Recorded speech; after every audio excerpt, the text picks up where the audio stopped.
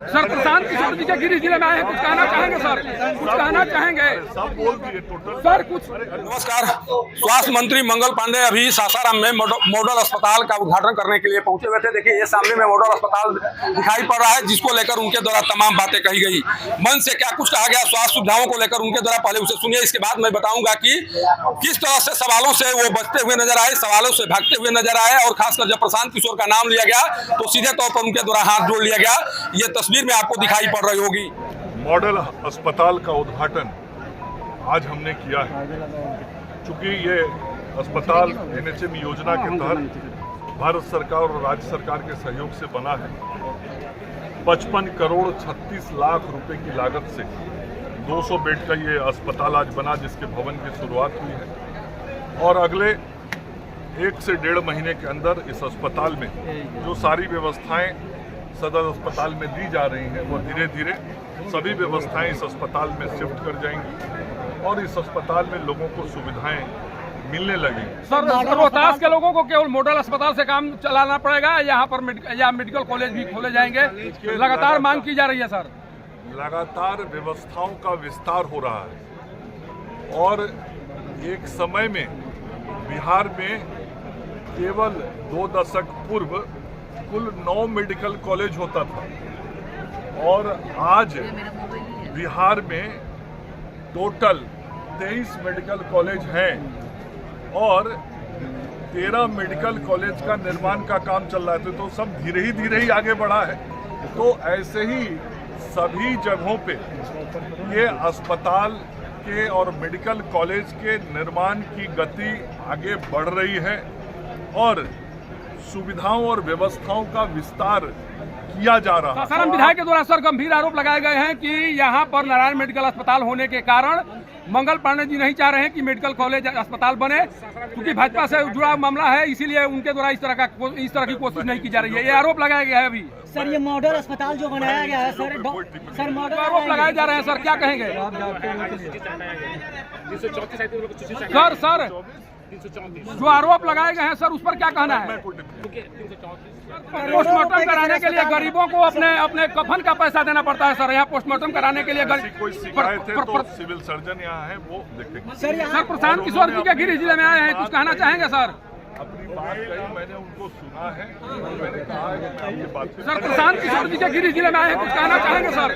कुछ कहना चाहेंगे? सब बोल दिए टोटल सर? कुछ सर कई आरोप हैं जो स्वास्थ्य विभाग को लेकर, कई आरोप हैं सर, जवाब देते रहिए सर। कुछ सवाल है सर, सवाल है, कुछ लेते जाइए सर। कई आरोप लगाए जा रहे हैं स्वास्थ्य कर्मियों के विरुद्ध सर, उसको लेकर क्या कहेंगे? जिस तरह से उनके द्वारा कहा जा रहा है कि यहाँ पर तमाम तरह की सुविधाएं होंगी, यहाँ इस अस्पताल के उद्घाटन के बाद अब किसी को इलाज के लिए वाराणसी नहीं जाना पड़ेगा, किसी हायर सेंटर में उन्हें इलाज कराने की जरूरत नहीं पड़ेगी, इस तरह की बात कही गई। लेकिन जिस अस्पताल का उद्घाटन उनके द्वारा किया गया है, उस अस्पताल को लेकर कहा जा रहा है कि उनके द्वारा केवल ग्राउंड फ्लोर का उद्घाटन किया गया है। सोचिए कि जो भी जिस अस्पताल का उद्घाटन उनके द्वारा किया गया है, उस अस्पताल के केवल ग्राउंड फ्लोर को सजाया गया है। ऊपर में अभी तमाम सुविधाएं जो है वो अभी नदारद है, न तो लिफ्ट की व्यवस्था की गई है, न तो अग्निशमन सेवा की व्यवस्था की गई है। और आनंद फानन में चुनावी लाभ लेने के लिए जैसा आरोप लगाया जा रहा है, जैसा कि आरोप सासाराम के सदर विधायक राजेश गुप्ता के द्वारा लगाया गया कि चुनावी लाभ लेने के लिए केवल इस अस्पताल का उद्घाटन किया गया है। इस अस्पताल के उद्घाटन हो जाने से मरीजों को कोई लाभ मिलने वाला नहीं है, उनके द्वारा साफ तौर पर आरोप लगाया गया। कारण कि मंगल पांडे जब निरीक्षण कर रहे थे तो उनके द्वारा केवल ग्राउंड फ्लोर को देखने की कोशिश की गई, ऊपर में जाकर यह देखने का प्रयास नहीं किया गया कि किन किन सुविधाओं को विकसित किया गया है, किन किन सुविधाओं को अभी उपलब्ध कराया जा रहा है, ये उनके द्वारा देखने की कोशिश नहीं की गई। जिसके बाद से ये कहा जा रहा है कि जो आरोप लगाए गए हैं राजेश गुप्ता के द्वारा, वो उसमें कहीं न कहीं सच्चाई है। सोचिए कि जब मॉडल अस्पताल से ही रोहतास के लोगों को काम चलाने की बात कही गई, प्रश्न किया गया, तो उनके द्वारा किस तरह से झुठलाने की कोशिश की गई। क्या रोहतास के लोगों को मेडिकल अस्पताल की जरूरत नहीं है? क्या रोहतास के लोगों को मेडिकल अस्पताल नहीं चाहिए? किस तरह से उनके द्वारा इन सवालों को जवाब देकर बचने की कोशिश की गई, वो साफ तौर पर सुनाई पड़ रहा होगा। ये नजारा है जिस मन से उनके द्वारा कार्यक्रम को संबोधित किया गया और तमाम उपलब्धियों को गिनाने की का प्रयास किया गया। लेकिन जो उपलब्धियां दिखाई पड़ रही है, ये सामने में ये नजारा है, जिन नजारे को देखकर आप समझ सकते हैं कि किस तरह तरह से इस अस्पताल का लाभ लोगों को मिलेगा। पक्के तौर पर जो भी विश्लेषक है उनके द्वारा कहा जा रहा है कि इस अस्पताल की सेवा को प्रारंभ करने में करीब 6 माह का समय लगेगा। 6 माह से पहले मरीजों को इस अस्पताल का लाभ नहीं मिल पाएगा, लेकिन चुनावी लाभ लेने के लिए आनंद फानन में अधूरे अस्पताल का उद्घाटन कर दिया गया है। ये नजारा एक बार फिर मैं आपको दिखा रहा हूं। लेकिन किस तरह से उनके द्वारा प्रशांत किशोर के सवाल से बचने की कोशिश की गई। सोचिए कि जो कहा जा रहा है कि प्रशांत किशोर का भूत सबके सर पर सवार होकर बोल रहा है, तो यहाँ पर स्वास्थ्य मंत्री से जब प्रशांत किशोर को लेकर बातें पूछी गई तो उनके द्वारा सीधे तौर पर हाथ जोड़ लिया गया, किसी तरह का कोई कमेंट नहीं किया गया। तो यह पक्के तौर पर मानिए कि वाकई में प्रशांत किशोर का भूत सभी नेताओं के ऊपर सवार हो चुका है। कोई भी प्रशांत किशोर को लेकर किसी भी तरह का बयान देने की स्थिति में दिखाई नहीं पड़ रहा है। मंगल पांडे से सीधे तौर पर पूछा गया कि आप प्रशांत किशोर के गृह जिलाए हैं, क्या कुछ कहना चाहेंगे प्रशांत किशोर को लेकर, जिसके बाद उनके द्वारा साफ तौर पर हाथ जोड़ लिया गया। तो ये मानिए कि मंगल पांडे के पास प्रशांत किशोर के सवालों का जवाब नहीं है। प्रशांत किशोर सीधे तौर पर कह रहे हैं कि उनके कार्यकाल को मंगल काल बना दिया गया है, उनके द्वारा स्वास्थ्य सुविधाओं को बेहतर बनाने के लिए कोई कार्य नहीं किया जा रहा है। तो ये नजारा यहाँ पर साफ तौर पर दिखाई पड़ रहा है। अगर नहीं दिखाई पड़ता तो मंगल पांडे के कार्यकाल में इस तरह की स्थिति दिखाई नहीं पड़ती। आनंद फानन में अस्पताल का उद्घाटन नहीं किया जाता।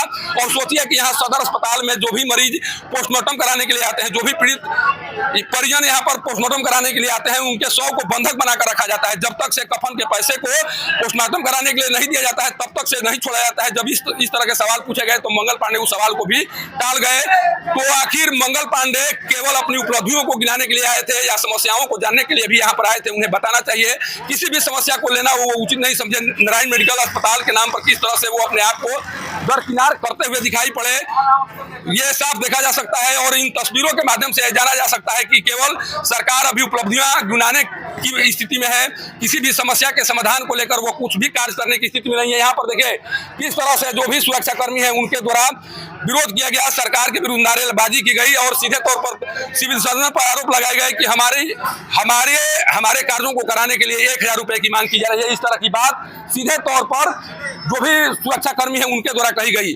अगर इस तरह की बात कही गई तो सुरक्षाकर्मियों के द्वारा क्या कुछ कहा जा रहा है, पहले उनसे भी समझने की कोशिश करते हैं, प्रयास करते हैं कि आखिर क्या कुछ किस तरह से आप लोग क्यों सरकार के विरुद्ध नारे लगा रहे थे?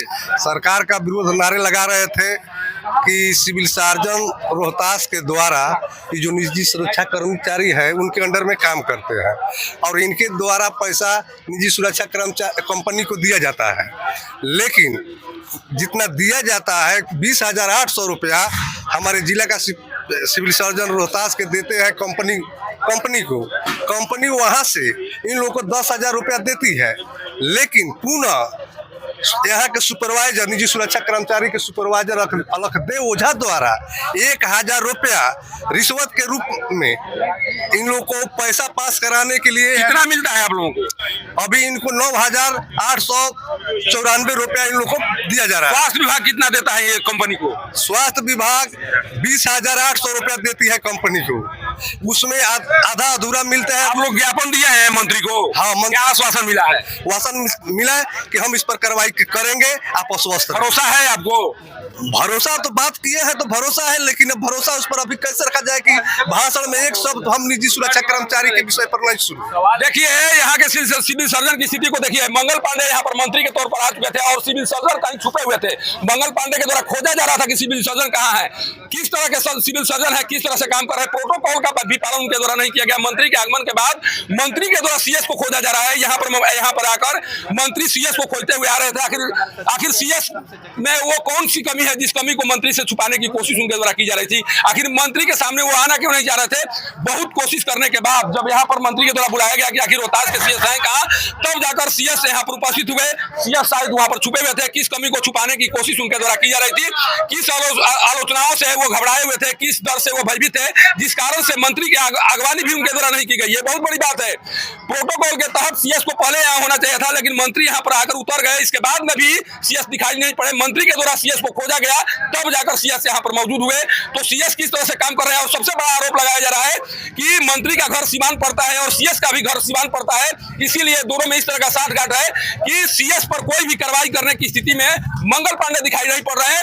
और मंगल पांडे की यही कमजोरी है जो सरेआम कहीं न कहीं मंत्री पद की गरिमा को गिरा रहा है। अगर किसी विभाग का सीएस अगर मंत्री की अगवानी नहीं करता है तो ये क्या माना जाएगा? क्या ये सीएस इस तरह से ताकतवर हो गए हैं या मंत्री का खासम खास हो गए हैं, जिस कारण से प्रोटोकॉल का भी पालन सीएस के द्वारा नहीं किया गया? और प्रोटोकॉल का जो सीएस पालन नहीं कर रहा है उस सीएस को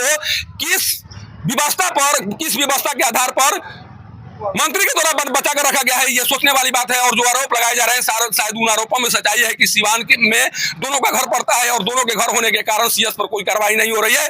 तो पक्के तौर पर मानिए कि यहाँ पर जिस तरह से मंगल पांडे की किरकिरी हुई, इस तरह की किरकिरी सीएस के द्वारा कई बार कराई जाएगी। चूंकि जिस तरह से उन पर आरोप लगाए जा रहे हैं और आरोपों पर कार्रवाई नहीं हो रही, तो इस तरह की किरकिरी बार बार होगी।